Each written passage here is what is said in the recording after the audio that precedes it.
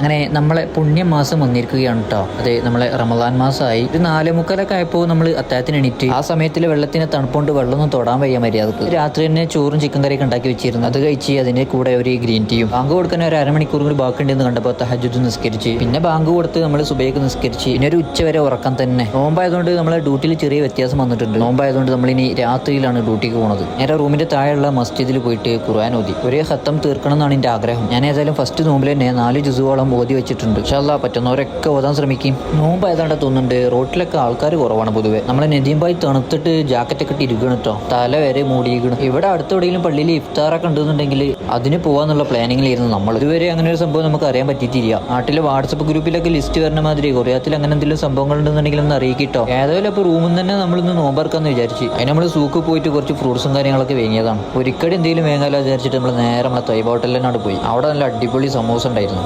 താഴെ ബഗാലയിൽ നിന്ന് നല്ല ഈത്തപ്പഴം കൊണ്ട് എടുത്ത്. അപ്പോൾ ഇതിന് തൻവീറും റാഫിയൊക്കെ പാടെ പൊരിക്കടി വേറെയും റൂമിൽ എന്തൊക്കെയാണ് ഉണ്ടാക്കി വെച്ചിരിക്കണം. ഇവിടെ പിന്നെ 6:20 മഗ്‌രിബാങ്ക് കൊടുക്കുക. മഗ്‌രിബാങ്ക് കൊടുത്ത് നമ്മൾ നോമ്പ് തുറന്ന് മാഷാ അല്ലാഹ്. സൗദിയിൽ വന്നിട്ട് എൻ്റെ ഫസ്റ്റ് റമദാനാട്ടത്. പുറത്ത് വേറെ ഒരു ഗ്രൂപ്പ് ഇരിക്കുന്നുണ്ട് നോമ്പ് തുറക്കാൻ. അത് ബംഗാളി ടീംസ് ആണ്. നോമ്പൊക്കെ തുറന്ന് നല്ല അൽഫാം ചോറും നമ്മൾ വാങ്ങിയത് പാർസല്. അതും കുറച്ച് കഴിച്ചുകൊണ്ട് നമ്മൾ ഡ്യൂട്ടിക്ക് ഇറങ്ങി. നമുക്ക് ചെറിയ വയറുവലിയും കാര്യങ്ങളൊക്കെ സെറ്റ് ആക്കാനാട്ടോ. നമ്മളെ ഓപ്പൺ ആക്കാനുള്ള ഒരു സൈറ്റില്ല, പുതിയ സൈൻ ബോർഡും കാര്യങ്ങളൊക്കെ സെറ്റ് ആക്കാനുള്ള പരിപാടിയിൽ നിന്ന് കണ്ടില്ലേ. സെറ്റ് ആക്കിയപ്പോൾ ഒരു 3 മണിയായി രാത്രി. നേരെ റൂമിലൊന്നും ഇനി എത്താൻ കഴിക്കണമല്ലോ. രാത്രി പണി നമുക്ക് ശരിയാവില്ലാന്ന് തോന്നുന്നുണ്ട്. ഒരു വിധത്തിൽ നമ്മളവിടെ ഒപ്പിച്ചിരിക്കണം കേട്ടോ. നോമ്പ് തുറക്കുമ്പോൾ വാങ്ങിയ അൽഫാമും ചോറും ഉണ്ടായിരുന്നു. അതന്നെ നമ്മൾ അത്താഴത്തിനോട് കഴിച്ച്.